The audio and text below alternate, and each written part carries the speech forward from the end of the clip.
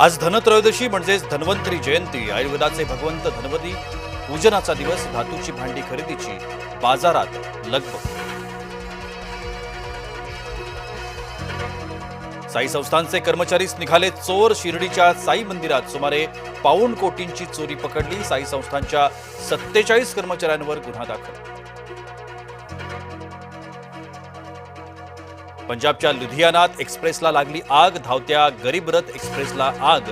प्रसंगावधान दाखवत थांबवली रेल्वे. पूरग्रस्तांसाठी 1,356 कोटींचा निधी जाहीर.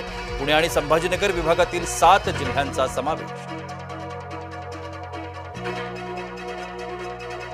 शेकापचे जयंत पाटील मारहाण प्रकरणी दोषी. पत्रकार मारहाण प्रकरणी महाराष्ट्रात महत्त्वाची घडामोड.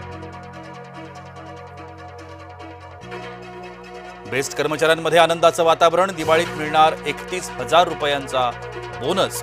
23,596 अधिकारी आणि कर्मचाऱ्यांना बोनस जाहीर.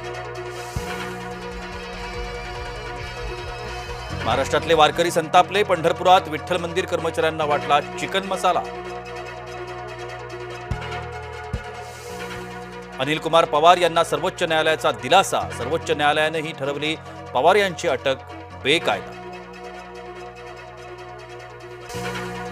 रेल्वे आरक्षणाची वेबसाईट कोलमडली. दिवाळी आणि छठ निमित्त प्रवास करणाऱ्यांची मोठी गैरसोय. पुण्यात शिवसेनेची आढावा बैठक. स्थानिक निवडणुकांसाठी शिवसेनेकडून पुण्यात स्वबळाची चाचपणी. डॉक्टर श्रीकांत शिंदे राहणार उपस्थित.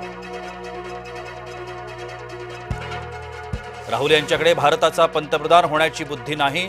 राहुल गांधींना अमेरिकी गायिकेच्या कानपिचक्या. पंतप्रधान मोदींच्या भूमिकेला अमेरिकेतून समर्थन.